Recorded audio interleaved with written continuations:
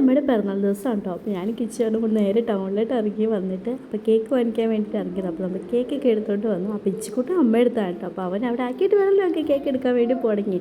അപ്പോൾ നമ്മൾ നേരെ ടൗണിൽ വന്ന് വീട്ടിലിട്ട് കുറച്ച് സാധനം വാങ്ങിക്കാണ്ട് പോയിട്ട് വരാമെന്ന് പറഞ്ഞാൽ അമ്മച്ചി എടുത്ത് കള്ളം പറഞ്ഞ് ഞങ്ങൾ ചാടി. വൈകുന്നേരം അത്യാവശ്യം നല്ല മഴ ഉണ്ടായിരുന്നു കേട്ടോ. മഴ ചെറിയ ചട്ടമടിയൊക്കെ ആയിരുന്നു. പക്ഷെ നമ്മൾ കോട്ടൊക്കെ ഇട്ട് എല്ലാം സെറ്റ് ചെയ്തുകൊണ്ട് പിന്നെ വലിയ കുഴപ്പമൊന്നും ഉണ്ടായില്ല.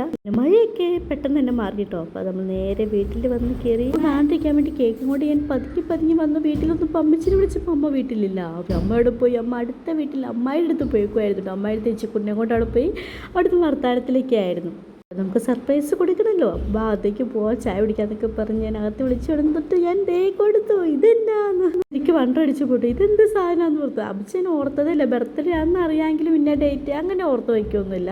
പറയുമ്പോഴായിരിക്കും അയ്യോ ഇന്നാണോ ബർത്ത്ഡേ ആണെന്ന് അമ്മമാരൊക്കെ ഓർക്കിയിട്ടുണ്ടാവുക. അമ്മച്ചി അങ്ങനെ ഓർത്തിരിക്കുക അങ്ങനെയൊന്നുമില്ല കേട്ടോ.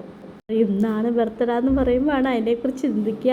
അങ്ങനെ ചിന്തിക്കാനുള്ളതെന്നാന്ന് വെച്ചാൽ അതിനൊരു സമയമില്ല എന്നൊക്കെ പറയത്തില്ല ഈ കാരണന്മാരും അമ്മമാരൊക്കെ.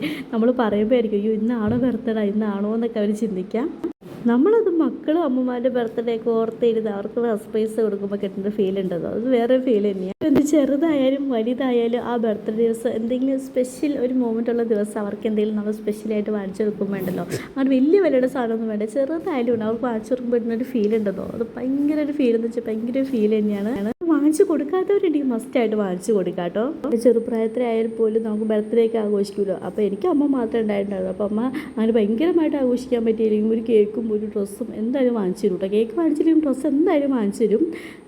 ചെറുപ്പകാലത്ത് നമുക്ക് അമ്മമാരൊക്കെ വാങ്ങിച്ചു തരും. അപ്പോൾ തിരിച്ച് നമുക്കൊരു ജോബൊക്കെ ആയി നമ്മൾ അവൻ്റെ ബർത്ത്ഡേക്ക് നമ്മൾ ഓരോ ഗിഫ്റ്റും കേക്കും കൈകളൊക്കെ വാങ്ങിച്ചു കൊടുക്കുമ്പോൾ നമുക്ക് കിട്ടുന്നൊരു ഫീൽ ഉണ്ടല്ലോ, അത് പറഞ്ഞറിയിക്കാൻ പറ്റില്ല. അത് നമ്മളെക്കാളും കൂടുതൽ അവർക്ക് ഭയങ്കര ഒരു ഇതായിരിക്കും.